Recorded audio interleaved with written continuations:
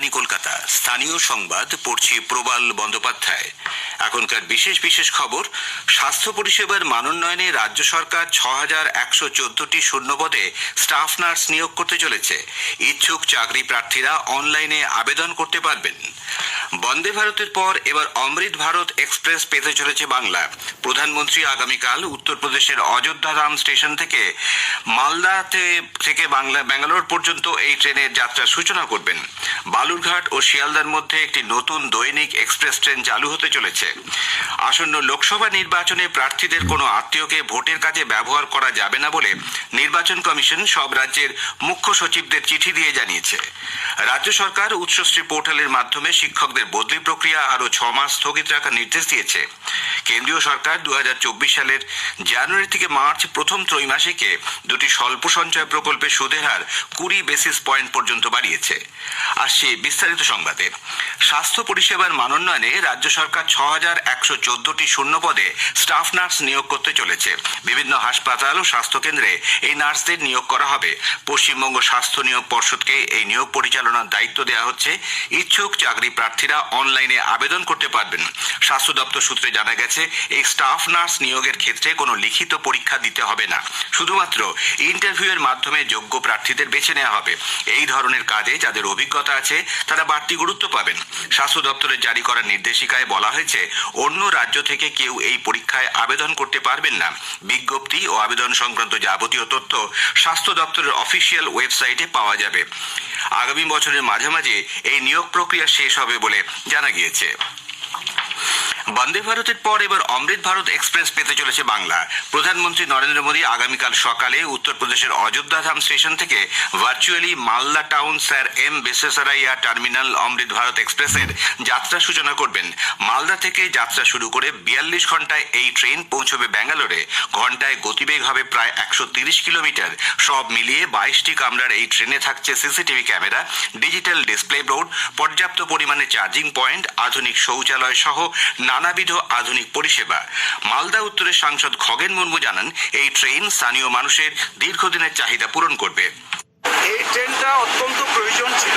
এখানে ট্রেনটা মালদাতে দেওয়া হয়েছে, যেটা আমাদের আগামীকাল শুভ উদ্বোধন হচ্ছে নতুন বছরের উপহার হিসেবে, এবং এখান থেকে সরাসরি ব্যাঙ্গালোর পর্যন্ত যাবে। এই ট্রেনটাতে এত মানুষের চাহিদা ছিল যে আমরা এখান থেকে যে ট্রেনগুলো আমাদের দক্ষিণ ভারতে যাই, যেখানে মাত্র 2টো সিট অ্যালট থাকে, তো আমরা এই ট্রেন এতটাই দরকার ছিল পরিযায়ী শ্রমিকদের জন্য, এবং এখান থেকে যারা চিকিৎসার জন্য যান, এখান থেকে যারা পড়াশোনার জন্য যান, এখান থেকে অনেক সময় ব্যবসায়ীরা যান, এই ট্রেনটাও তাদের জন্য খুবই দরকার। অনুষ্ঠানে উপস্থিত ছিলেন ইংরেজ বাজারের বিধায়ক শ্রীরূপা মিত্র চৌধুরী সহ অন্যান্যরা। উত্তরবঙ্গের দক্ষিণ দিনাজপুর ও কলকাতার মধ্যে রেল যোগাযোগ আরও বৃদ্ধির লক্ষ্যে বালুরঘাট ও শিয়ালদার মধ্যে একটি নতুন দৈনিক এক্সপ্রেস ট্রেন চালু হতে চলেছে। আগামী 1 জানুয়ারি বেলা 12টায় ভিডিও কনফারেন্সিং এর মাধ্যমে বালুরঘাট থেকে ওই ট্রেনে যাত্রা সূচনা করবেন রেলমন্ত্রী অশ্বিনী বৈষ্ণব। ট্রেনটি শিয়ালদা থেকে রাত 10:30টায় ছেড়ে পরদিন সকাল 8:30টায় বালুরঘাট পৌঁছবে। অন্যদিকে বালুরঘাট থেকে সন্ধ্যে 7টায় ছেড়ে পরদিন ভোর 4:20 শিয়ালদায় পৌঁছবে ট্রেনটি।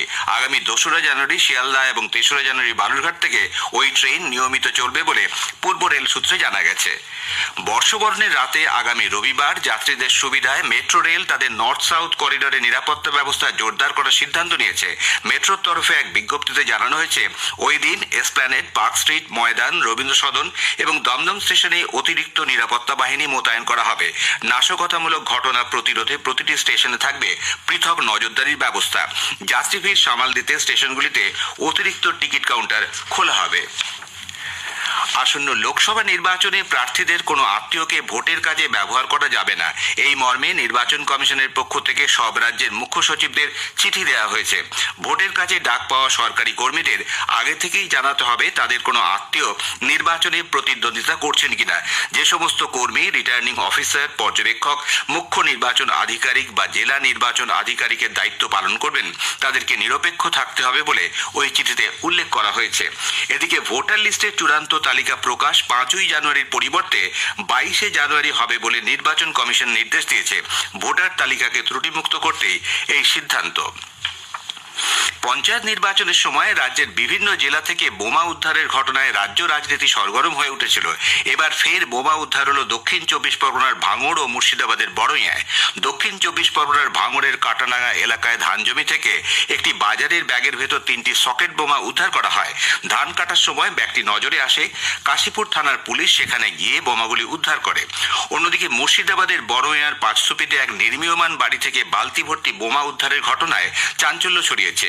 আজ সকালে মিস্ত্রিরা মান্টু শেখের ওই বাড়িতে কাজ করতে এলে বালতি ভর্তি বোমা তাদের নজরে আসে। পুলিশে খবর দেওয়া হলে বম ডিসপোজাল টিম দুপুরে একটি ফাঁকা জায়গায় গিয়ে সেগুলি নিষ্ক্রিয় করে। ওই বালতিতে 8টি বোমা রাখা ছিল।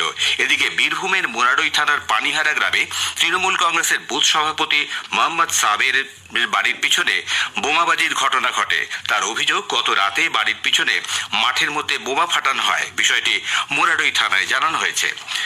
দক্ষিণ চব্বিশ পরগনার নরেন্দ্রপুর থানার অন্তর্গত জগদীপতায় আজ দুপুরে একটি বাড়িতে প্রচণ্ড বিস্ফোরণে শব্দে এলাকায় আতঙ্ক ছড়িয়ে পড়ে। বিস্ফোরণের তীব্রতায় পাশের বহুতলের ফ্ল্যাটের জানলার কাঁচ ভেঙে পড়ে। চির ধরে জলের ট্যাঙ্কিও। বাড়িটিকে দাউ দাউ করে জ্বলতে থেকে দমকলে খবর দেন স্থানীয় বাসিন্দারা। ঘটনাস্থলে আসে নরেন্দ্রপুর থানার পুলিশ। দমকলের 2টি ইঞ্জিন আধ ঘন্টার চেষ্টায় আগুন নিয়ন্ত্রণে আনে। বাড়িতে থাকা গ্যাসের সিলিন্ডার থেকে বিস্ফোরণের জেরেই এমন ভয়াবহ আগুন লাগে বলে দমকলের প্রাথমিক অনুমান। হতাহতের কোনো খবর নেই। পুলিশ ঘটনার তদন্ত শুরু করেছে। স্থানীয় সংবাদ শুনছেন আকাশবাণী কলকাতা কেন্দ্র থেকে। রাজ্য সরকার উচ্চশ্রী পোর্টালের মাধ্যমে শিক্ষকদের বদলি প্রক্রিয়া আরো 6 মাস স্থগিত রাখার নির্দেশ দিয়েছে। আগামী 30শে জুন পর্যন্ত ওই প্রক্রিয়া স্থগিত থাকবে। এর আগে উচ্চশ্রী পোর্টালের মাধ্যমে শিক্ষক বদলি 31শে ডিসেম্বর পর্যন্ত স্থগিত রাখা হয়েছিল। জানা গিয়েছে, স্কুল সার্ভিস কমিশনের তরফে রাজ্যের শিক্ষা দপ্তরকে এই স্থগিতাদেশের মেয়াদ বৃদ্ধির আবেদন জানানো হয়েছিল। নতুন নিয়োগ, প্রশাসনিক বদলি প্রভৃতির কারণে আবেদনের ভিত্তিতে সাধারণ বদলি এবং বিশেষ বদলি বন্ধ রাখা হয়েছে বলে জানা গিয়েছে। তপশিলি জাতি ও উপজাতি পড়ুয়ারা যাতে আইআইটির মতো শিক্ষা প্রতিষ্ঠানে ভর্তি হতে পারে, সেই জন্য রাজ্য সরকার বিশেষ প্রশিক্ষণ কর্মসূচি চালু করতে চলেছে। একাদশ শ্রেণীতে ভর্তি হলেই প্রশিক্ষণের জন্য আবেদন করতে পারবেন পড়ুয়ারা। মুখ্যমন্ত্রী মমতা ব্যানার্জি শীঘ্রই প্রকল্পের সূচনা করবেন বলে সূত্রের খবর। নতুন বছরের জানুয়ারি থেকেই প্রথম ব্যাচ শুরু হবে। বছরে প্রায় 2000 তপশিলি পড়ুয়া এই প্রশিক্ষণের সুবিধা পাবেন। কেন্দ্রীয় সরকার 2024 সালের জানুয়ারি থেকে মার্চ প্রথম ত্রৈমাসিকের জন্য 2টি স্বল্প সঞ্চয় প্রকল্পে সুদের হার 20 বেসিস পয়েন্ট পর্যন্ত বাড়িয়েছে। অর্থমন্ত্রকের জারি করা এক বিজ্ঞপ্তি অনুযায়ী সুকন্যা সমৃদ্ধি অ্যাকাউন্ট প্রকল্পে সুদের হার 20 বেসিস পয়েন্ট পর্যন্ত বেড়ে 8% করা হয়েছে। 8% থেকে করা হয়েছে 8.2%। এছাড়া 3 বছর মেয়াদী আমানতের ক্ষেত্রে সুদের হার 10 বেসিস পয়েন্ট বাড়িয়ে 7 থেকে 7.1% করা হয়েছে। অন্যান্য স্বল্প সঞ্চয় প্রকল্পগুলির ক্ষেত্রে অক্টোবর থেকে ডিসেম্বরের ত্রৈমাসিকের সুদের হার অপরিবর্তিত থাকবে।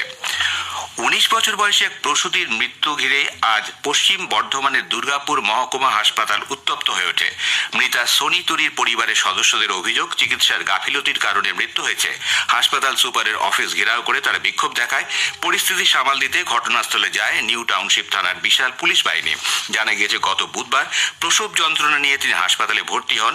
বৃহস্পতিবার অস্ত্রোপচার করে এক কন্যা সন্তানের জন্ম দেন তিনি। পরিবারের দাবি, সন্তান ও মা দুজনেই সুস্থ ছিলেন।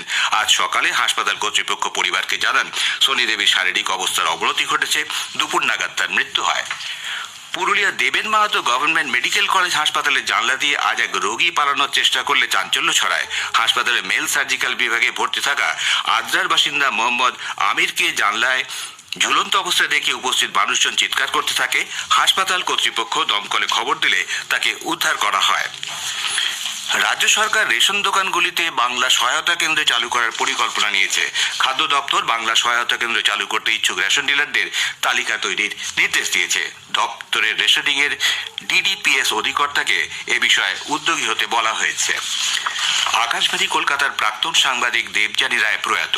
গত বুধবার প্রবল হৃদরোগে আক্রান্ত হয়ে কলকাতায় তার মৃত্যু হয়। বয়স হয়েছিল 56 বছর। তিনি রেখে গেছেন স্বামী সাংবাদিক বিশ্বজিৎ রায় এবং 2 পুত্রকে। শেষ করার আগে স্থানীয় সংবাদের বিশেষ বিশেষ অংশ আরেকবার। স্বাস্থ্য পরিষেবার মানোন্নয়নে রাজ্য সরকার 6114টি শূন্য পদে স্টাফ নার্স নিয়োগ করতে চলেছে। ইচ্ছুক চাকরি প্রার্থীরা অনলাইনে আবেদন করতে পারবেন। বন্দে ভারতের পর এবার অমৃত ভারত এক্সপ্রেস পেতে চলেছে বাংলা। প্রধানমন্ত্রী আগামীকাল উত্তরপ্রদেশের অযোধ্যা ধাম স্টেশন থেকে মালদা থেকে ব্যাঙ্গালোর পর্যন্ত এই ট্রেনের যাত্রা সূচনা করবেন। স্থানীয় সংবাদ শেষ হলো।